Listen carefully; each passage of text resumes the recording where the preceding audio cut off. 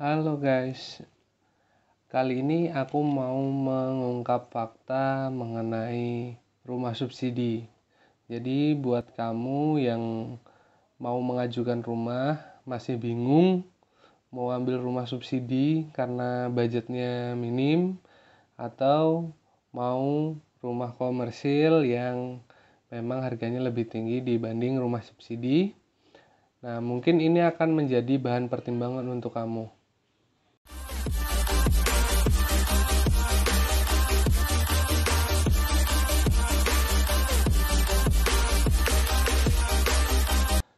Sebelum masuk ke pembahasan, buat kamu yang baru lihat video di channel ini, bisa tolong subscribe, karena subscribe itu gratis. Nah, informasi juga untuk kamu, di channel ini aku ngebahas seputar properti. Jadi pengajuan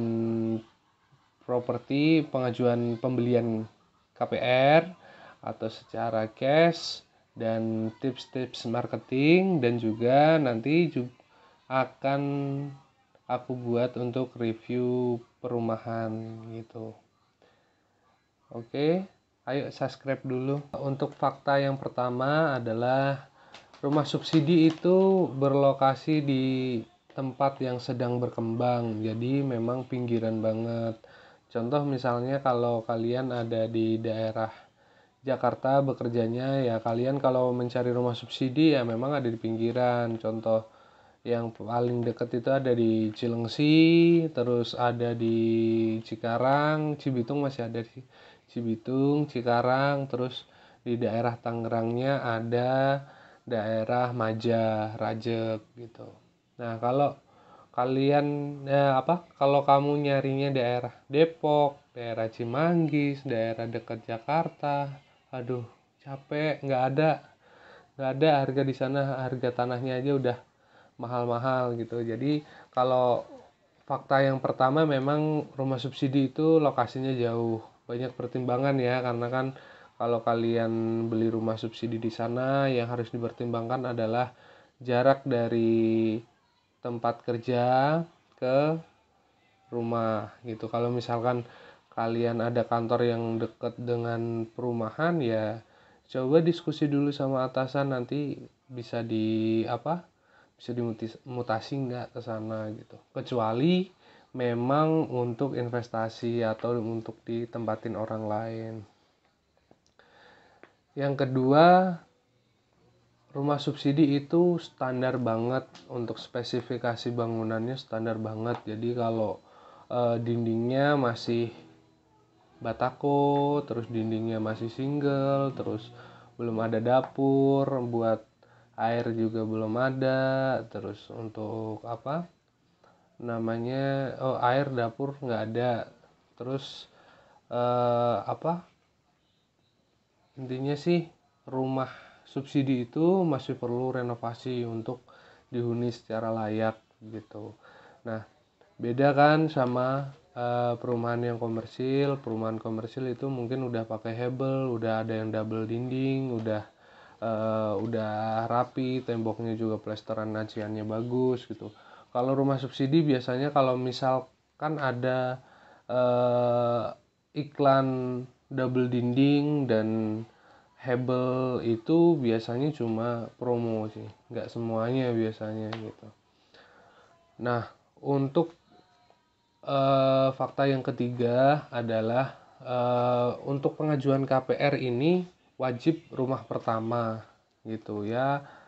Kalaupun kamu udah punya rumah, terus kamu mau ngajuin KPR subsidi, kan ya perlu banyak pertimbangan ya. Nah, terus ini nanti dibuktikan dengan kamu melampirkan surat keterangan belum memiliki rumah. Nah, itu pengurusannya ada dari tempat domisili kamu, itu harus ke surat pengantar RT RW, lalu ke kelurahan. Oke, sebelum masuk ke poin keempat dan kelima, buat kamu yang mau konsultasi atau mau ada pertanyaan ke aku, bisa follow Instagram aku ya, di @givari.idn. namanya sama kayak channel YouTube ini. Jadi kalau kamu ada pertanyaan atau mau konsultasi, mau nanya-nanya lokasi atau dan sebagainya, atau barangkali mau cek BI checking, bisa di DM aja Instagram. Jangan di sini, kalau di sini aku memang jarang buka gitu. Kalau sekali buka sih semua komentar itu langsung aku balas-balesin semua, tapi kan kadang interaksi aku memang kebanyakan di Instagram itu. Oke, @givari.idn, nanti linknya aku taruh di bawah. Yang keempat, yang membedakan rumah subsidi sama komersil adalah rumah subsidi itu proses KPR-nya lumayan lama. Jadi kalaupun ada proses KPR yang cepat, itu berarti kamu beruntung. Kenapa? Rata-rata rumah subsidi itu pengajuannya secara kolektif. Jadi misal nih, penjualan lagi ada di blok A gitu ya. Blok A udah penjualan banyak gitu, baru blok A habis itu baru diajuin semuanya gitu bareng-bareng. Jadi kan nanti ada proses wawancara, terus ada proses akad. Tapi kalau sekarang wawancara sih udah by phone semua ya, nggak ada wawancara yang tatap muka. Nah paling nanti tinggal akad aja yang bareng-bareng gitu.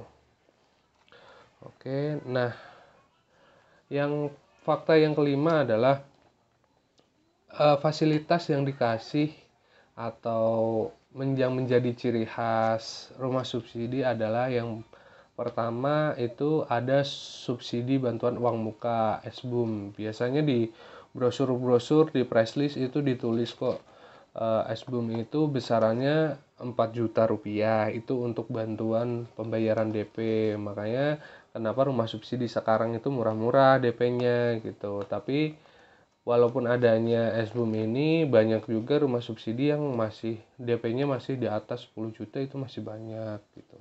Nah, yang kedua, yang diberikan pemerintah ke kamu yang punya rumah subsidi itu adalah eh, bantuan selisih, apa ya bilangnya ya, pokoknya pembayarannya selisih suku bunganya itu dibayarin. Jadi kamu bisa ngebayar angsuran itu secara flat dari awal sampai lunas gitu. Walaupun di setiap akhir tahun itu kan, kalau yang flat sampai lunas itu namanya FLPP. FLPP itu FLPP itu flat sampai lunas, dan setiap akhir tahun kuotanya pasti habis. Nah, nanti pas kuotanya habis pasti akan digantikan dengan sistem yang baru gitu. Dan biasanya sih angsurannya nggak flat gitu. Entah flatnya cuma 10 tahun, terus sisanya kenaikan atau bagaimana, itu banyak yang udah diterapin gitu. Oke, buat